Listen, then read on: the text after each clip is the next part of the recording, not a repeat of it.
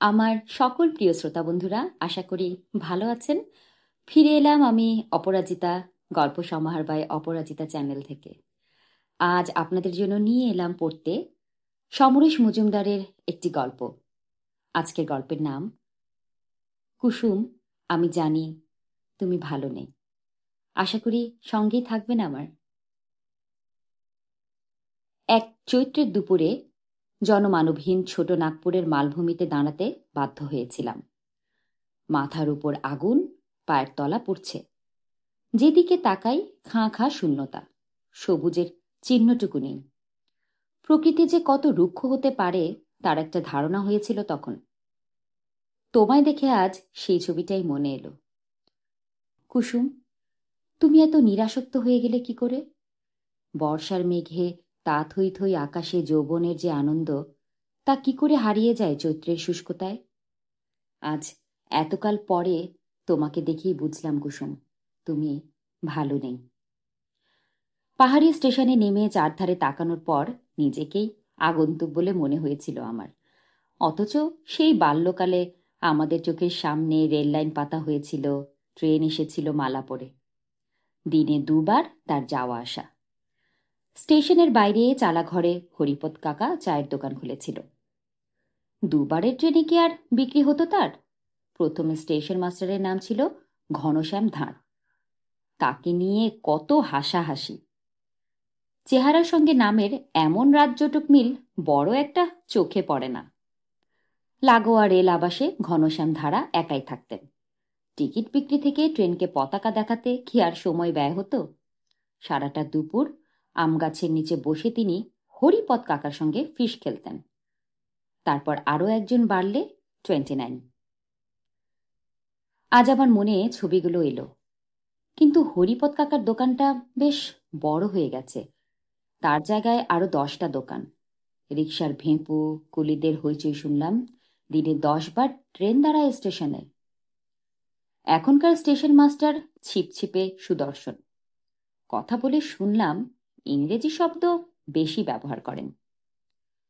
কুসুম, তুমি আর আমি প্রথম দিনের ট্রেন দেখতে এসেছিলাম এখানে। অবশ্য তখন স্টেশনটা তখনকার আমাদের মতো ছিল, এখনকার সব শহরের মতো। তখন আমাদের অনেকের বাড়িতে রেডিওও ছিল না, টিভির কথা তো কেউ শোনেইনি। কিন্তু তখন আমাদের আনন্দের অভাব ছিল না। কুসুম, তখন তোমার বয়স 8, আমি 11। প্রথম যেদিন ট্রেন আসবে, আমাদের স্টেশনে সেদিন মফস্বল শহরটা প্রায় খাঁ খাঁ করছিল। সবাই এসে ভিড় করেছে স্টেশনে দুপাশে। দুটো লাইন সমান্তরাল ওই দিগন্ত থেকে ছুটে এসে অন্য দিগন্তে উধাও হয়ে গিয়েছে। নতুন কোট প্যান্ট, মাথার টুপি, হাতে ফ্ল্যাগ নিয়ে ঘনশ্যামবাবু উদ্বিগ্ন হয়ে পায়চারি করছেন। বড়রা তার সঙ্গে কথা বলতে চাইলে বলছেন সময় নেই। মাঝে মাঝে ধমকাচ্ছেন ট্রেন লাইনে যেন কেউ এসে না দাঁড়ায়। হরিপদ কাকা চা বিক্রি করে কুল পাচ্ছে না। এই সময় ঝমঝম করে ট্রেন এলো। ইঞ্জিনের গায়ে আগের স্টেশনগুলোয় গাঁদা ফুলের মালা পরিয়ে দিয়েছে। এখানকার বড়রাও পড়ালেন। ঘনশ্যামবাবু গার্ডের সঙ্গে কথা বললেন। তারপর ট্রেন ছাড়ল। ঠিক তখনই কুসুম, তুমি জিজ্ঞাসা করেছিলে, এই ট্রেন কোথায় যাচ্ছে? কি জানি, অনেক অনেক দূরে। হ্যাঁ, লন্ডন, দিল্লি।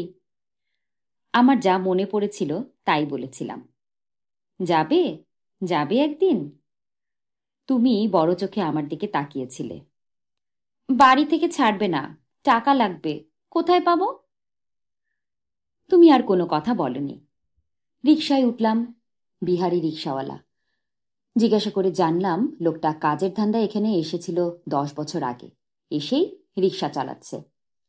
লোকটা জিজ্ঞাসা করল আমি কোথায় যাব। সেটা আমিও ভাবছিলাম। আমাদের বাল্যকালে এই মফস্বল শহরে কোনো হোটেল ছিল না।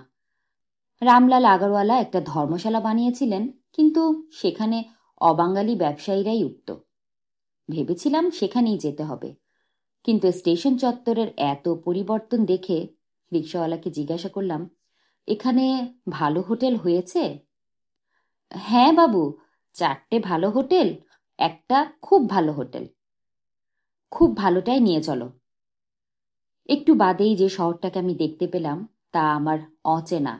দারুণ দারুণ দোকান, নতুন বাড়ি, বিউটি পার্লার থেকে এটিএম, টিভির শোরুম থেকে পিৎজার দোকান, যা আছে সব আধুনিক শহরে এখানে তা পাশাপাশি সাজানো। রাস্তাগুলো অনেক চওড়া হয়েছে, যেন আলাদিনের দৈত্য এসে বদলে দিয়ে গেছে সব। আর তখনই আমার ভয় করতে লাগলো। কুসুম, তুমি আছো তো এই শহরে? খুব ভালো হোটেলের সামনে এসে অবাক হয়ে গেলাম। ইন এবং আউট লেখা দুটো গেট, মাঝখানে অনেকটা সুন্দর লন, ও পাশে ঝকঝকে 5 তলা বাড়িটার উপর লেখা আছে ডে অ্যান্ড নাইট। এত বড় বাড়ি তখন কেউ এখানে চোখে দেখেনি। রিক্সাওয়ালাকে ছেড়ে দিয়ে সুটকেস নিয়ে কাঁচের দরজা ঠেলে পা বাড়াতেই ঠান্ডা লাগলো, বেশ ঠান্ডা লাগলো। বুঝলাম ঠান্ডা মেশিন চলছে। রিসেপশনিস্ট মিষ্টি হেসে বলল, ইয়েস। প্রতিদিন থাকার জন্য 2,500 দিতে হবে। সে সময় কোনো কোনো বাড়ির কর্তা অহিমাইনের চাকরি করতেন। লিফটে উঠলাম 3 তলায়। প্লাস্টিকের কাঠ ঝুঁকিয়ে দরজা খুললাম। যে কোনো 4 স্টার হোটেলে এরকম ঘর দেখতে পেতাম। মনে পড়ল ছেলেবেলায় আমরা একটা হ্যারিকেনকে ঘিরে 3 ভাই বোন পড়তে বসতাম এই শহরেই। না, আমি ঠিক করলাম আর অবাক হব না। দারুণ বিছানায় জুতো শুদ্ধ শুয়ে পড়লাম। কতদিন কতদিন পরে আমি এ শহরে এলাম? 40। হ্যাঁ, ঠিক 40 বছর পরে। এই বছরগুলোয় আমি অনেক লড়াই করেছি কলকাতায়, তারপর লন্ডন, নিউ ইয়র্কে ঘুরেছি নিয়মিত। এখন যাকে বলে সচ্ছল, আমি তাই। এখানে আমার কথা ছিল না আসার, মনেই ছিল না। গত সপ্তাহে বাংলাদেশিদের আমন্ত্রণে কানাডার টরন্টো শহরে গিয়েছিলাম। অনুষ্ঠানে ভিড় হয়েছিল বেশ। বক্তৃতা ছাড়াও আমাকে অনুগল্প বলতে হয়েছিল কয়েকটা। সবাই খুশি। অনুষ্ঠানের শেষে অটোগ্রাফ দিতে দিতে হাত ব্যথা। হঠাৎ চোখ তুলে দেখলাম তুমি। সঙ্গে সঙ্গে চমকে উঠলাম। 40 বছর আগের সব স্মৃতি ঝাঁপিয়ে পড়ল একসঙ্গে। একটি 22 বছরের মেয়ের মধ্যে তুমি আসো কি করে? সেই নাক, চিবুক এবং চোখ। কিন্তু কোথায় শেষবার দেখেছিলাম? যখন তুমি 12। 12 বছরের মুখটাই যেন একটু পরিণত হয়েছে 22-এ। আমাকে অবাক হতে দেখে সেই মেয়ে হাসল। কি হলো? তোমার নাম কি? ফুল। বাহ, চমৎকার। কি করো এখানে? মাস্টার্স করেছি। সামনের সপ্তাহে চাকরি শুরু করব। আপনার অনেক গল্প আমার পড়া। খুব ভালো লাগে। ফুল হাসতেই আবার তোমায় দেখলাম আমি। অনেক ধন্যবাদ। আপনি আমাকে ধন্যবাদ দিচ্ছেন কেন? আমি কত ছোট। তাছাড়া আমি আপনি যে শহরে ছিলেন সেখানেই কিন্তু জন্মেছি। ফুল বলল। কোন শহরে? বাহ, আপনার মনে নেই? আপনার অনেক বইতে বারবার যে শহরটার কথা লিখেছেন ভুলে গেছেন? তাই বুঝি? কোথায়, কোন পাড়ায় তোমার বাড়ি? আমার পিসির নাম কুসুম, কুসুম কুমারী। আচমকা হৃৎপিণ্ড উপড়ে এলো গলায়, কথা আটকে গেল। জানেন, এই যে আমি এখানে পড়তে এসেছি তা শুধু পিসির জন্য। আমরা 3 ভাই বোন। বাবার ক্ষমতা ছিল না এখানে এতদূর পড়তে পাঠাবার। পিসি আমাকে খুব ভালোবাসে। আমার দায়িত্ব ছেলেবেলা থেকে পিসি নিয়ে নিয়েছিল। ও, আপনার অনেক লেখায় পিসি আছে না? হয়তো। আপনি কিরকম এড়িয়ে যাচ্ছেন? পিসিকে জিজ্ঞাসা করলেও কিন্তু পিসি এড়িয়ে যেত। তোমার পিসি এখন কোথায়? পিসি তো বাড়িতেই আছে, স্কুলে পড়ায়। তোমাদের বাড়িতে? মানে আগের বাড়িতে? হ্যাঁ। পিসি বিয়ে করেনি। দাদু মারা যাওয়ার পর সংসারের হাল ধরতে হয়েছিল তো। আমি ভাবছি এবার পিসিকে আমার কাছে নিয়ে আসব। সেদিন ফুল আমাকে লাঞ্চ খাইয়ে দিল। তোমার কথা আর ও বলেনি। এমনকি শহরটা যে এখন এত বদলে গিয়েছে সে কথাও না। ও শুধু বলেছে এখানে ওর আজকাল খুব একা লাগে। জিজ্ঞাসা করাতে মাথা নেড়ে বলেছে কোনো ছেলের সঙ্গে ওর অ্যাফেয়ার হয়নি। অনেকেই অ্যাপ্রোচ করেছে, কিন্তু ওর খুব ভয় করে। ছেলেদেরও বিশ্বাস করতে পারে না। শুনতে ভালো না লাগলেও আমি চুপচাপ ছিলাম। তারপর থেকেই আমি কোনো কাজে মন দিতে পারছি না। বারংবার মনে পড়ছে কুসুম তোমার কথা। আচ্ছা, আমি যখন 15 বছর বয়সে ওই শহর ছেড়ে এসেছিলাম, তখন তুমি 12।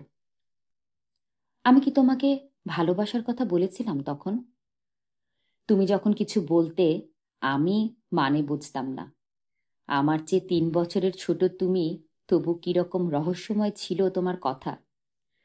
আমাদের শহরের প্রান্তে রাজবাড়ির দিঘির পাড়ে নিয়ে তুমি বলেছিলে, দেখো, দিঘির জল দেখো। আমি দেখেছিলাম। তুমি জিজ্ঞাসা করেছিলে, বলো তো, দিঘি কার বন্ধু? আমি বলেছিলাম, ধ্যাত, দিঘি কি মানুষ যে কারো বন্ধু হবে? তুমি হেসেছিলে। না, দিঘি আকাশের বন্ধু। তাকিয়ে দেখো, দিঘিতে আকাশের ছায়া পড়েছে কেমন। আকাশের সব রং দিঘিতে। কুসুম, এগুলো কি ভালোবাসার কথা? তখন বুঝিনি। আজ আমি বুঝতে এলাম। কলকাতায় ফিরে এসেই স্থির করলাম তোমার মুখোমুখি হব। এই দেখা না হওয়া পর্যন্ত যেন আমার শান্তি নেই। বিকেল 4টা বাজল। তৈরি হয়ে নিলাম। তোমার সঙ্গে দেখা করতে চাই দিনের আলোয়, রাত নামলে নয়। হোটেলের রিসেপশনে যারা সদা জাগ্রত তাদের কারো আমাকে চেনার কথা নয়। একজন জিজ্ঞাসা করলেন, আপনি যদি দূরে কোথাও যান তাহলে হোটেলের গাড়ি নিতে পারেন। মাথা নেড়ে বললাম, দূরে যাব না। তারপর কৌতূহল হওয়ায় জিজ্ঞাসা করলাম, আপনি নিশ্চয়ই এই শহরের মানুষ নন? চাকরি সুবাদে এসেছেন? না, আমার বাড়ি এখানেই। আচ্ছা, কোন পাড়ায়? এরকম বলিয়ে কইয়ে এরকম নব্য চেহারার মহিলা আমাদের সময়ে এই শহরে ছিল না। মহিলা বললেন, টেম্পল রোডে আমার বাবা থাকতেন, এখন আমরা থাকি নবাব পাড়ায়। Temple road? খালের পাশের সেই সরু পথটা, যেখানে কালীবাড়ি ছিল বলে ওই নামে রাস্তা হয়েছে। ওখানকার অনেককেই চিনতাম বলে ওর বাবার নাম জিজ্ঞেস করলাম। একটা টেলিফোন অ্যাটেন্ড করে আসার সময় নিলেন মহিলা।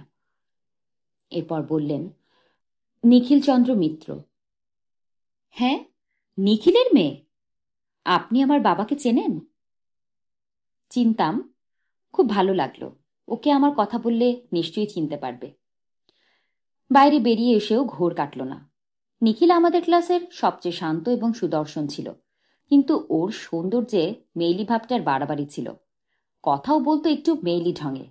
মেয়েদের সঙ্গে কথা বলার সুযোগ যারা পেত না, তারা ওর সঙ্গে ভাব করে বেশ মজা পেত। জনার্দন তো ঘোষণাই করেছিল সে কোনো মেয়ের সঙ্গে প্রেম করবে না। নিখিলই ওর প্রেমিকা, ওর সঙ্গেই সারা জীবন থাকবে। সেই নিখিলের এত স্মার্ট মেয়ে ভাবতেই পারছি না। নিখিল কি তার স্বভাব এখন বদলে ফেলেছে? জনার্দনের সঙ্গে কি ওর সম্পর্ক এখনো আছে? এসব প্রশ্ন মাথায় পাক খাচ্ছে তখন।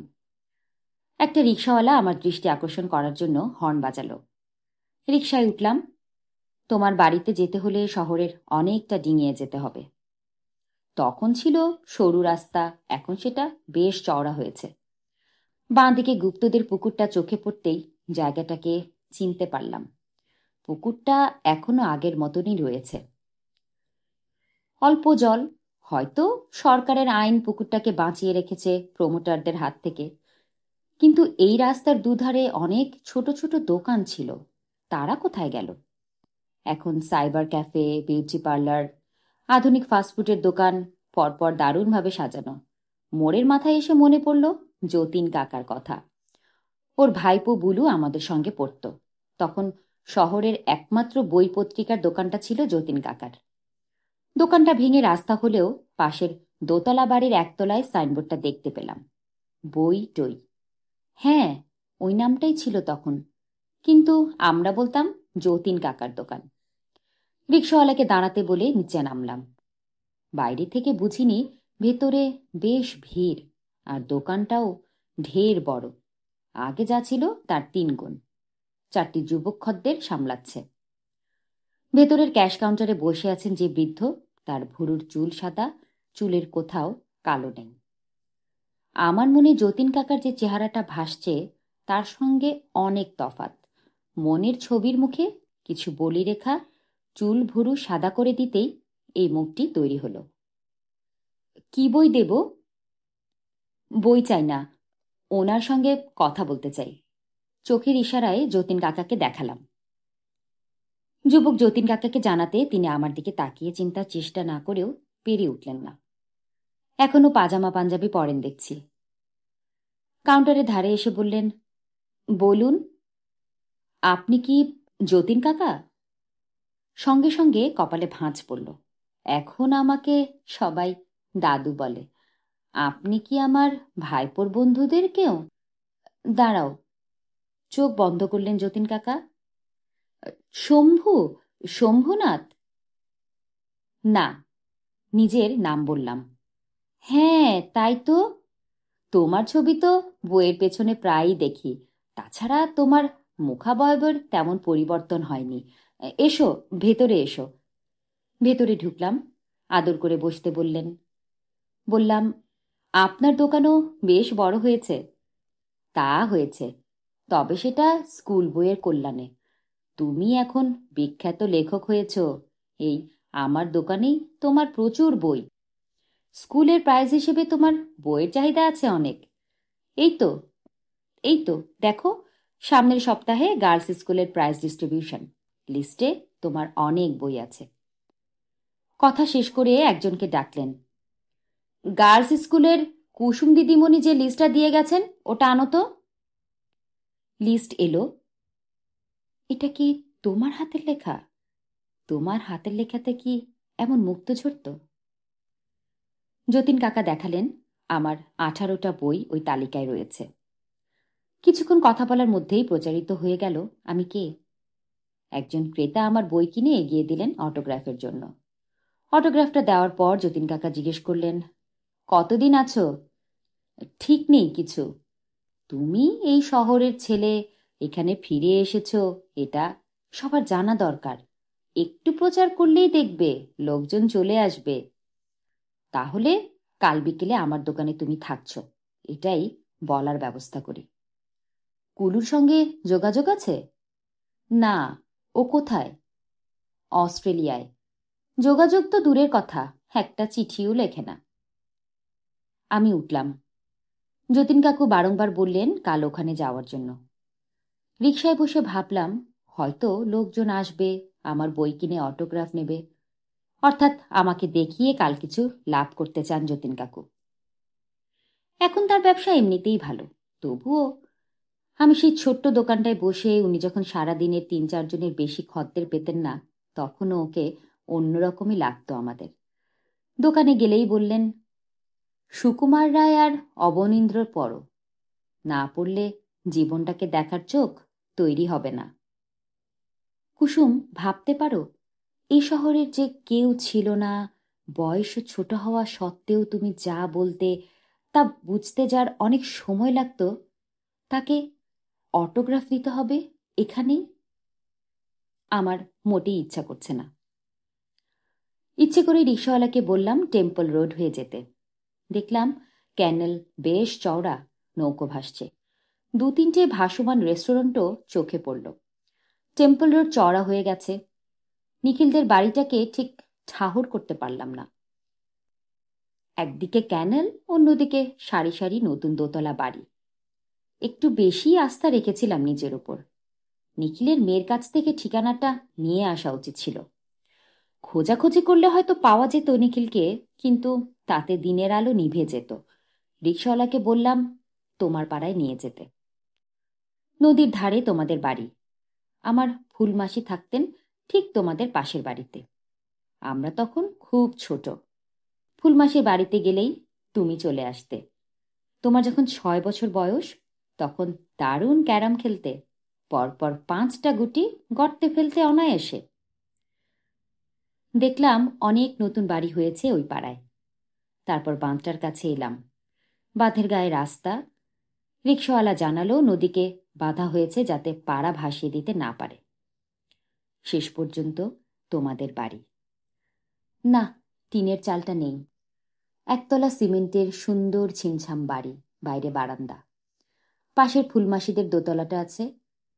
মেসো মারা যাওয়ার পর ফুলমাসি বাড়ি বিক্রি করে চলে গেছেন কলকাতায়, ছেলের কাছে। ভাড়া না মিটিয়ে রিকশাওয়ালাকে অপেক্ষা করতে বলে গেট খুলে ভিতরে ঢুকলাম। একটি কিশোর বারান্দায় এসে দাঁড়ালো, আমাকে জিজ্ঞেস করল, কাকে চাইছেন? একটু অস্বস্তি হলো। তোমার নাম বললে কি প্রতিক্রিয়া হবে তাই ভাবছিলাম। ছেলেবেলায় এই শহরে কোনো অবিবাহিতা মহিলার কাছে কোনো পুরুষ আসতো না, নাম করা তো দূরের কথা। হেসে জিজ্ঞেস করলাম, তোমার নাম কি? অনুপম। বাহ, খুব সুন্দর নাম। কে দিয়েছে? পিসিমণি। তাই বলো, তিনি আছেন? আছেন। আপনি কি পিসিমণিকে চাইছেন? থম ধরল বুকে। কুসুম, আমরা কি কেউ কাউকে কখনো দেখেছি? ওর সঙ্গে দেখা করতে এলাম। এখন তো দেখা পাবেন না। কেন? বিকেল হলেই পিসিমণির মন খারাপ হয়ে যায়, কারো সঙ্গে কথা বলে না, বিছানায় শুয়ে গীতবিতান পড়ে চুপচাপ। কিশোরের কথার মধ্যেই একজন মধ্যবয়সী মহিলা দরজায় এলেন। আপনি কোত্থেকে এসেছেন? আমি নাম বললাম। আপনি কি লেখক? হ্যাঁ, ওই আর কি। ওহো, বসুন প্লিজ। বারান্দায় সাজিয়ে রাখা চেয়ার দেখিয়ে এগিয়ে নিলেন মহিলা। বসুন বসুন। আমরা আপনার লেখার কিন্তু খুব ভক্ত। আমার মেয়ে ফুল। হ্যাঁ, আপনি জানলেন কি করে? ওর সঙ্গে দেখা হয়েছিল আমেরিকায়। আচ্ছা, দেখুন তো, গতকাল ফোন করেছিলাম অথচ একবারও বলেনি। ও আপনার প্রায় সব লেখাই পড়েছে। বসুন। মহিলা আন্তরিকই আছেন। বসলাম। আপনার মতো একজন মানুষ আমাদের বাড়িতে এসেছেন ভাবতেই ভালো লাগছে। আপনার বাড়িও তো এই শহরেই ছিল, তাই না? হ্যাঁ, এখানেই আমি জন্মেছি। এই নিয়ে কিন্তু আমাদের খুব গর্ব। যখনই এই শহরের কথা লেখেন তখন সবাই খোঁজে পরিচিত কে আপনার লেখায় এলো। আপনি বসুন, দিদিকে ডেকে দিচ্ছি। যদিও ব্যস্ত থাকে তাহলে বিরক্ত করার দরকার নেই। মহিলা হাসলেন। দিদি স্কুল থেকে ফিরে একটু আরাম করে বলেই ওদের বোঝানো হয়েছে মন খারাপ, তাই কথা বলবে না, নইলে এ তো বক বক করে মাথা ধরিয়ে দেয়। আপনি চায়ে চিনি দুধ কিছু খান? ওই, হ্যাঁ, আমি নর্মাল চাই খাই। মহিলা ভেতরে চলে গেলে অনুপম জিজ্ঞেস করল, আপনি দিদিকে কিরকম দেখলেন? মোটা না রোগা? কোনোটাই নয়, খুব সুন্দর। এই সময় ভেতর থেকে তার মায়ের গলা ভেসে আসতেই সে বলল, চলি। বারান্দার বেতের চেয়ারে বসে দেখলাম বাঁধের উপর ধীরে ধীরে সন্ধ্যা নামছে। এখানে বসলে আর নদী দেখা যায় না। এই সময় তুমি এলে, এসে দরজায় দাঁড়ালে। পরনে অফ হোয়াইট শাড়ি, চুল হাত খোপায় জড়ানো, চোখে চশমা। না, একটুও ভারী হয়নি শরীর, তেমন রোগাও নয়। ঈষৎ হাসলে, এগিয়ে এলে কাছে। হঠাৎ? এই ঠয়ের উচ্চারণ তুমি ঠিক ঠয়ের মতোই করতে। সুচিত্রা মিত্র যেমন গান গাইবার সময় করেন, কখনোই ঠ ট হয় না। উঠে দাঁড়িয়েছিলাম। চলে এলাম। বসো। এমন গলায় সে বলল যেন কাল বিকেলেও আমাদের দেখা হয়েছিল। বসলাম। তুমি বললে, শুনলাম আমেরিকায় গিয়ে ফুলের দেখা পেয়েছিলে। হ্যাঁ, অনেক ফুল, তবে টিউলিপটা ওই সময় ফোটেনি। তাই? তুমি তাকালে? হ্যাঁ, ও নিজেই আলাপ করলো। আমি ওকে দেখে অবাক হয়েছিলাম।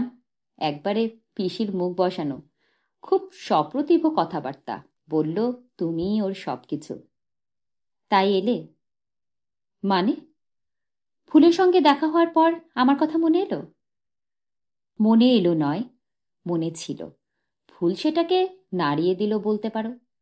ফুল বলল, আপনার সব লেখায় পিসি আছে না? বলল, হ্যাঁ, তা থেকে প্রমাণিত হয়, মনে হয় ছিলই। প্রমাণ তো কেউ চায়নি। তবে হ্যাঁ, তুমি এই কয় বছরে আমাকে কেবলই অস্বস্তিতেই ফেলে গেছ। আমি কি তেমন অন্যায় করেছি? অস্বস্তিতে ফেলেছি? কিরকম? এই শহরের যে কোনো নারী চরিত্র তোমার গল্প উপন্যাসে এলে সবাই মনে করে সেটা নাকি আমি। আমার কথা বলার ধরন নাকি তাদের মধ্যেও। স্কুলের অন্য শিক্ষিকারা রঙ্গ করে বলেন, তোমার উচিত ভদ্রলোকের কাছে লেখার অর্ধেক টাকা ডিমান্ড করা। মেয়ে চরিত্র হলেই তার মধ্যে তোমাকে মিশিয়ে দিচ্ছেন।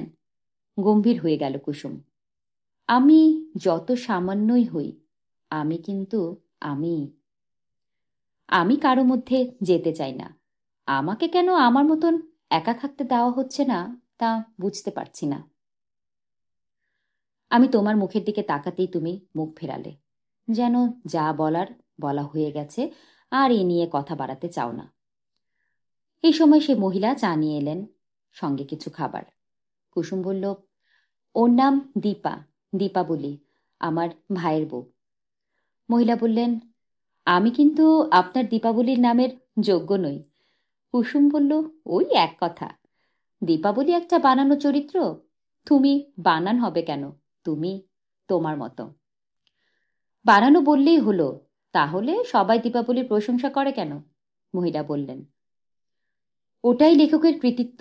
যারা প্রশংসা করে তাদের জীবনটা ওই রকম হলেই বুঝতে পারত। কাজের উছিলায় মহিলা ভেতরে চলে গেলেন, এবং তখনই আমি জিজ্ঞাসা করলাম, কুসুম, তুমি কেমন আছো? সে চোখ ঘোরালো, চশমা খুলে আঁচলে মুছল। কেমন দেখছ? বললাম, তুমি ভালো নেই। এই ভঙ্গিতে তুমি কথা বলতে না। তুমি যখন আমার কথা বলতে শুনেছ, তারপর 40টা বছর চলে গিয়েছে। একমাত্র আকাশ ছাড়া এত বছরে সব কিছু বদলে যেতে পারে। আমি আকাশ নই। পরিবর্তন তাই স্বাভাবিক।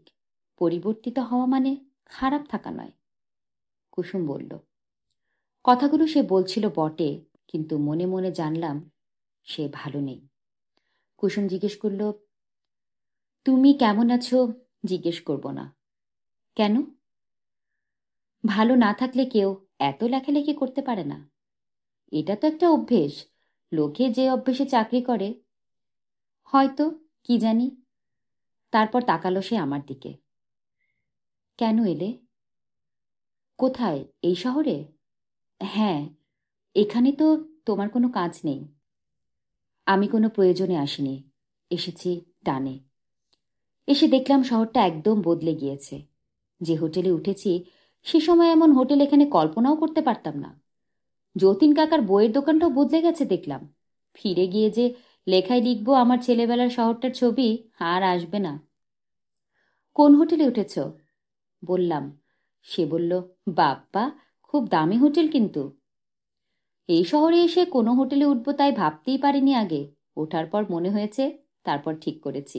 হাজার হোক, হোটেলের ঘরগুলো পৃথিবীর সব দেশেই মোটামুটি একই চেহারার। অনাত্মীয় বলে মনে হয় না। চা শেষ করলাম। মনে হওয়াতে প্রশ্ন করলাম, তোমার ভাই? ও বড় ছেলেকে নিয়ে কলকাতায় গিয়েছে। তাহলে আজ উঠি কুসুম। কদিন থাকছ? থাকার তো আর কারণ নেই, কালই ফিরে যাব। ফিরে যাবে? হাসল সে। যাও। উঠে দাঁড়াতেই মহিলা এবং কিশোর চলে এলেন। মহিলা বললেন, কাল ছুটির দিন, দুপুরে এখানেই খাবেন, কিসের যাওয়া? কুসুম বলল, উনি কাল সকালেই চলে যাচ্ছেন। সে কি, কবে এসেছেন? বোধহয় আজকেই, তাই তো? কুসুম আমার দিকে তাকালো। মাথা নেড়ে হ্যাঁ বললাম। আহা, আরেকটা দিন থেকে যান না। পরিচিত সবার সঙ্গে দেখা করেছেন? দেখা হয়েছে? হেসে বললাম, শহরটা এমন বদলে গেছে যে পরিচিতরা কে কোথায় আছে খুঁজে পাবো না। তাছাড়া 40 বছর বাদে দেখা হলে এতকালের জমে থাকা স্মৃতি যে হোঁচট খাবেই, তা আগে থেকে বুঝতে পারিনি। চলি। কুসুম বলল, চলুন, আপনাকে এগিয়ে দিই। কিশোর জিজ্ঞাসা করল, পিসি, আমি তোমার সঙ্গে যাব? তার মা ধমক দিল, তুমি যাও, পড়তে বসো, সন্ধে হয়ে গিয়েছে। নিচে নেমে বললাম, এগিয়ে দেওয়ার দরকার নেই, সামনেই রিক্সা রয়েছে। থাক না, ও নিজের রাস্তা দিয়ে বাঁধের শেষে যাক। আমরা বাঁধের উপর দিয়ে হেঁটে ওখানে পৌঁছে গেলে আপনি চলে যাবেন। রিকশাওয়ালাকে তাই বলা হলো। ধাপে ধাপে পা ফেলে যখন বাঁধের উপর উঠলাম, তখন নদীর জল আরও কালো হয়েছে। বললাম, বাঁধ দিয়ে বন্যা বন্ধ করা হয়ে গেছে? হ্যাঁ, বাঁধটা সেজন্যই দেওয়া, কুসুম বলল। চারপাশ এখন পাতলা অন্ধকার, একটু হালকা বাতাস বয়ে গেল। আমরা নদীর দিকে মুখ করে দাঁড়িয়েছিলাম। বললাম, কুসুম, তুমি সংসারী হলে না কেন? সে কি, এতকাল তো সংসারই করছি, হাসল সে। বলো, বিয়ে করিনি কেন? বেশ, তাই। বিয়ের বয়স যখন হলো তখনই তো বাবা চলে গেলেন। সবে স্কুলে পড়াতে ঢুকেছি, ভাই ছোট, দায়িত্ব নিতে হলো। তারপর একটা বর খুঁজে আনবে তেমন কেউ পাশে ছিল না। কথাটা কি বিশ্বাস্য? সেটা তুমি যেমন ভাবো। মিথ্যে নয়, স্কুলের সহকর্মীরা চেয়েছিলেন শহরের কাউকে বিয়ে করি, যাতে স্কুলের চাকরিটা থাকে। উদ্যোগীও হয়েছিলেন কেউ কেউ। আমি রাজি হইনি। এই শহরের কাউকে বিয়ে করতে আমি রাজি হইনি। কেন?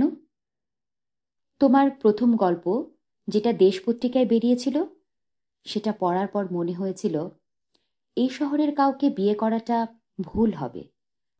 কিন্তু কেন? ব্যাখ্যা করতে পারবো না। কারো সঙ্গে বন্ধুত্বও হয়নি। বন্ধুত্ব মানেই তাকে স্বামী হিসেবে ভেবে নেওয়া নয়।